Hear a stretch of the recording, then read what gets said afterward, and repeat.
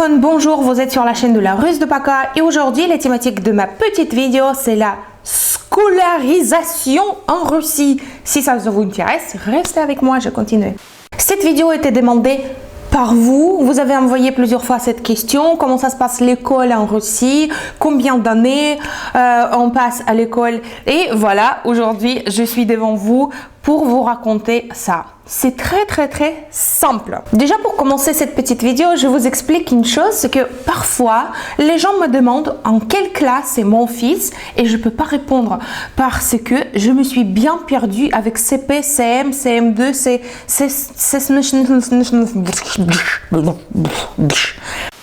En Russie, c'est très simple. Jusqu'à 6 ans, tu es à la maison avec maman ou bien tu vas à la crèche. À partir de 3 ans jusqu'à 6 ans, tu es à la crèche. Puis tu peux être scolarisé à 6 ans ou à 7 ans parce qu'un enfant, il passe une petite test où la professeure, il voit si votre enfant est prêt pour y aller à l'école. Par exemple, moi, j'ai commencé mes études à 6 ans et je passais à l'école 11 ans. Et puis, c'était très simple. Si vous êtes première année à l'école, c'est-à-dire vous êtes en première classe. Donc, si vous êtes deuxième année à l'école, vous êtes en deuxième classe. Essayez de deviner si vous êtes troisième année à l'école, donc vous êtes troisième classe. Et ça se passe jusqu'à 11e classe. Première, deuxième, troisième, quatrième, cinquième, sixième, septième, huitième, neuvième, 10e, 11e. C'est comme dans ce film. On peut perdre 10 cartes, mais pas 15 cartes. On peut perdre 11 cartes, mais pas 15 cartes. Voilà, c'est moi aussi, j'ai essayé de vous dire de 1 à 11. Pour ce que vous comprenez mieux, qu'on rentre en première classe et 11 ans plus tard, on finit en 11e classe. Les premières 5 ans, donc jusqu'à 5e classe, premières 4 ans, c'est la même professeur dans votre classe. C'est la dame qui a pris une classe, normalement c'est de 27 à 30 personnes. Et cette dame, elle vous apprend à lire, à compter, les couleurs et tout ce que vos enfants apprennent jusqu'à 10 ans. Ok? Vers 9 ans, 10 ans, donc vous changez parfois classe, parfois l'école. Moi, par exemple, je restais à même école pendant 11 classes. Bon, on compte pas les moments quand, à cause de la guerre, je suis allée dans l'autre ville à vivre, mais normalement, je devrais rester 11 classes à même école. Un premier étage, parce qu'en Russie, il y a chez vous, premier étage, pour nous, c'est deuxième, parce que le rez-de-chaussée, c'est le premier étage. Donc, les enfants, quand ils rentrent à l'école, jusqu'à 5e classe, ils ont normalement un rez-de-chaussée. Donc, un rez-de-chaussée, ils restent dans la même classe jusqu'à 5e classe. Donc, même, ils ne changent pas le cabinet, si vous voulez. Et ça reste la même professeure. 5e classe, vous vous déplacez à l'étage. Ça peut être 2, 3, 4, 5 étages. Et vous changez la classe pour chaque matière. D'accord? Par exemple, vous rentrez à l'école le matin et vous regardez votre agenda pour une semaine. Et vous voyez que lundi, par exemple, il y a biologie, mathématiques, littérature, langage russe et langue française, par exemple. Donc, vous allez à une cabinet qui est adapté spécialement pour faire les exercices, par exemple, sportifs. Voilà. Normalement, une leçon, ça dure 40 minutes. Donc 40 minutes, vous restez dans la même classe et un de vos professeurs vous explique qu'est-ce que vous devrez faire, etc. Après, par exemple, c'est mathématiques. Donc vous changez la classe qui est adaptée pour apprendre les mathématiques et pour apprendre à compter. Voilà, donc tout ça, ça semble simple pour moi. Après, on parle de récréation. Normalement, là, on a la récréation entre chaque 40 minutes. Je me souviens à mon époque, ils ont changé plusieurs fois. Parfois, le leçon durait 45 minutes, mais parfois, c'était 40 minutes. Et donc, finalement, ils ont pris une décision que ça va durer 40 minutes et pas plus. Donc, après 40 minutes, la première récréation est 5 minutes. Et après, vous repartez pour une autre leçon, par exemple, pour 40 minutes. Après la deuxième leçon, vous avez une récréation de 10 minutes. Après, de 15 minutes. Après, c'est la grande récréation de 20 minutes. Et après, ça commence à descendre. 15 minutes, 10 minutes, 5 minutes. Voilà. Mais suivant, à 10e et 11e classe, donc 16-17 ans, la récréation elle est entre les deux leçons. Je veux dire, vous faites par exemple 2 fois le biologie pendant 40 minutes sans récréation, donc 80 minutes.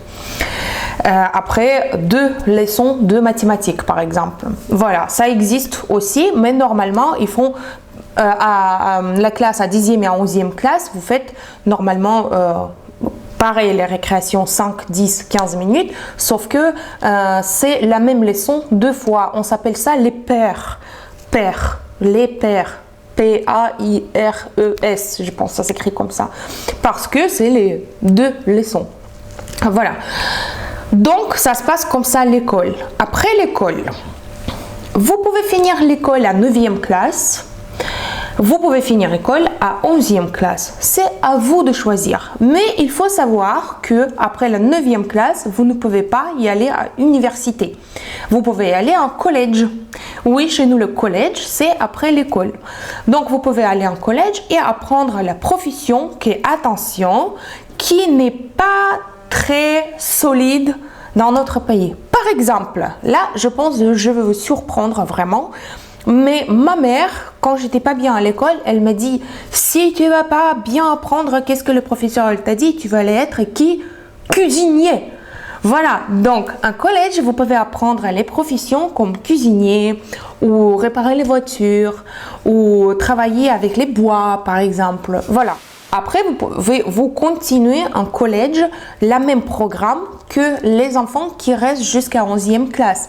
Donc, de toute façon, dans 2 ans, si vous n'avez pas aimé votre nouvelle profession, votre future profession, vous pouvez tout à fait d'arrêter le collège et d'y aller à l'université. Pour l'université, ça c'est beaucoup plus dur parce que en Russie, quasiment 90% de l'université c'est payant. Et plus important, c'est de payer et de ne pas apprendre. C'est d'ailleurs pour ça, on a plein d'anecdotes à ce thématique, comment les élèves font ces examens à l'université sans l'argent, parce que c'est quasi pas possible. Je veux dire la vérité que le professeur de mathématiques à l'université où j'étais à Moscou, il a donné le prix, combien ça va coûter, par exemple, de bien faire votre examen ou de le faire excellente par exemple, et c'était bien sûr n'est pas le même prix.